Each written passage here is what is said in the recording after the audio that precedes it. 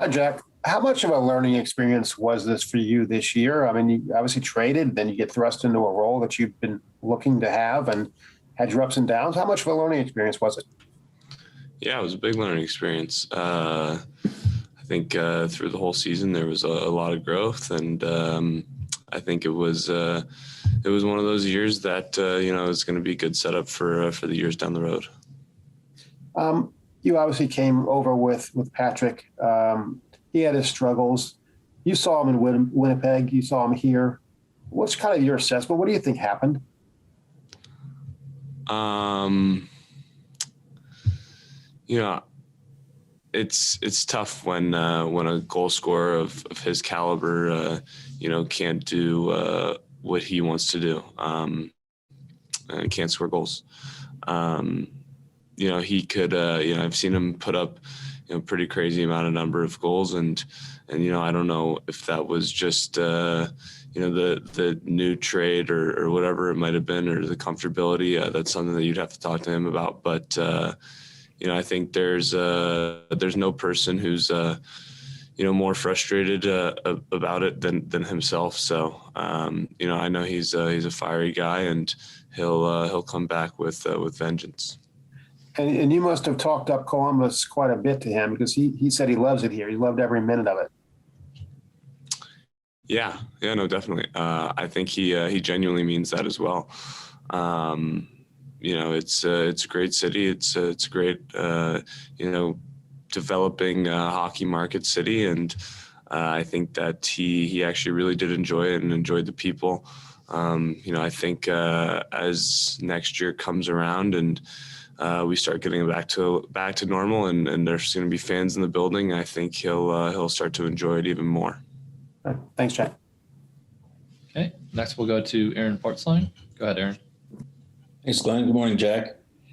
Jack, so much was made about your switch to center ice and sort of learning it on the fly this year. And Tortorella was pretty open about some of the struggles he felt you had at that. Can you just speak to what your relationship was like, how much you grew this year, how you guys got along, you and Tortorella, et cetera?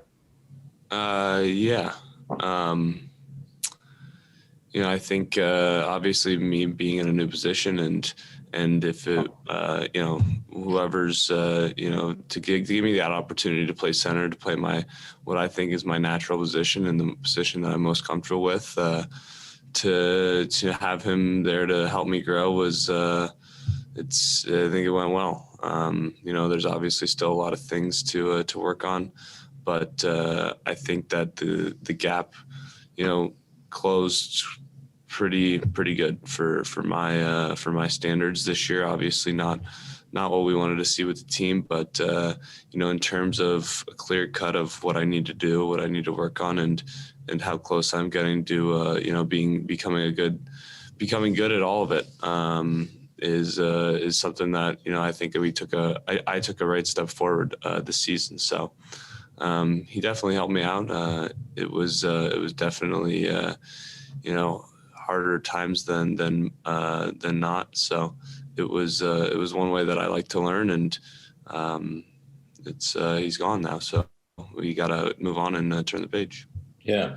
And how much do you think you can benefit? I think everyone was impressed, rightly so, with your offensive production this year. How much could you benefit, do you think, from a system that is maybe less challenging, less demanding on centers defensively, a more open offensive system?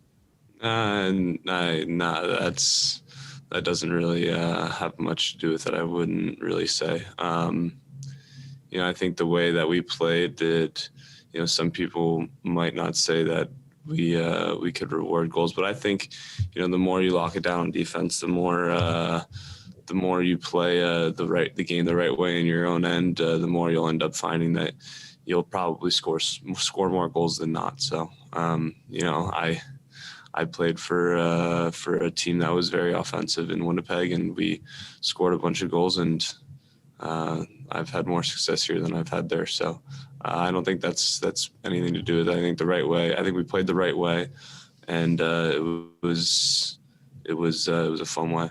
Yeah, and I don't think you got the full experience of playing at home this year just because the crowds weren't full. You're not able to interact with the city perhaps as you would under normal times.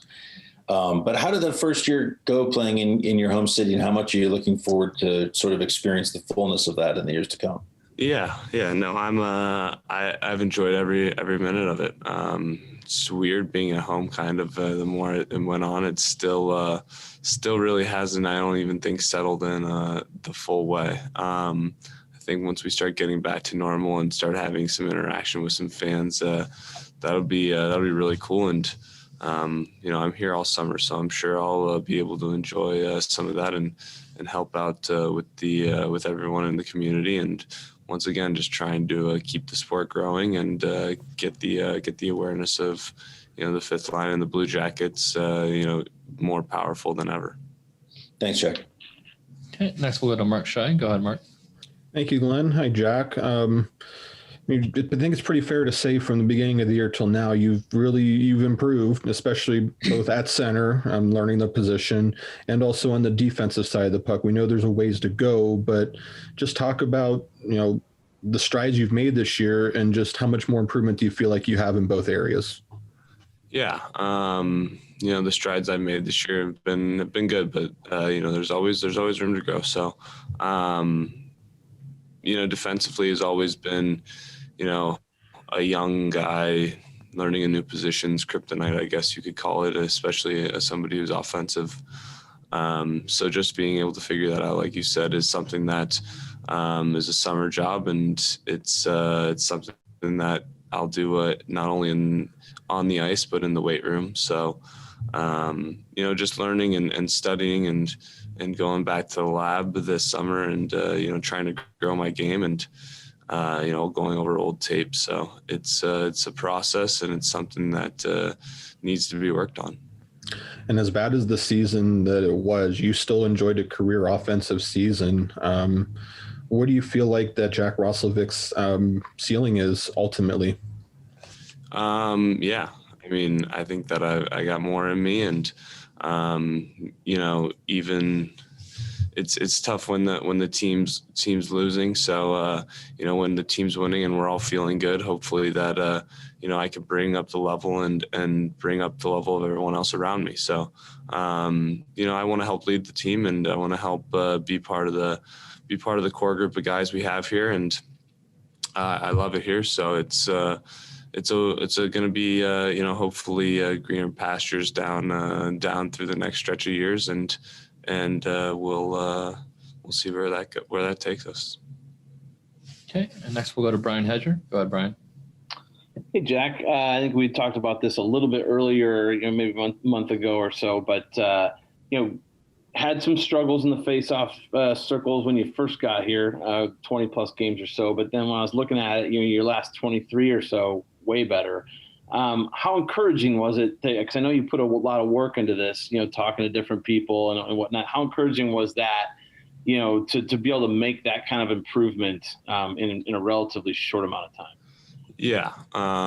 That's totally a game within a game, and a separate topic from, how you're playing in a night or however, how you're playing in a night, how you're skating. That's really just kind of the first battle you get every time you step on the ice for a face-off. I've learned kind of that game and maybe use that to my advantage. So it's something that I'm definitely happy that I improved on. Like I said, with most of the game that I had, I think I put in the effort and made a point to really do that and to really dial that in.